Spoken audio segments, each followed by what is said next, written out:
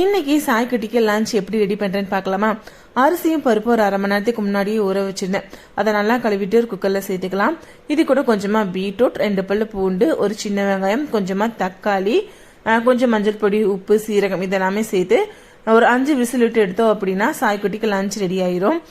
அது விசில் வர டைம்ல பாத்தீங்கன்னா நான் போய் எனக்கான லஞ்சு சாப்பிட போயிட்டேன்.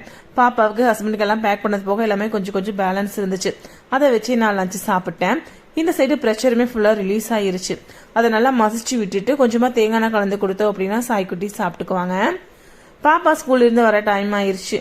ஸ்நாக்ஸுக்காக 3 ஸ்வீட் கார்ன் இருந்துச்சு. அதை தான் பாயில் பண்ணி கொடுக்கலாம் அப்படின்ட்டு ரெடி பண்ணிட்டு இருந்தேன். பாப்பாவுக்கு வந்து இந்த ஸ்வீட் கார்ன்ல இந்த லெமன்ல வந்து உப்பு மிளகாய் பொடி போட்டு கலந்து சாப்பிட்டோம் அப்படின்னா ரொம்பவுமே பிடிக்கும். நைட்டு டின்னருக்கு பாத்தீங்கன்னா சப்பாத்தியும் முட்டை கிரேவி தான் பண்ணியிருந்தேன். ரொம்பவுமே சூப்பரா இருந்துச்சு. இந்த மினி விளாக் பிடிச்சிருக்கா அப்படிங்கறத கமெண்ட் பண்ணுங்க. பிடிச்சிருந்துச்சுன்னா சப்ஸ்கிரைப் பண்ணி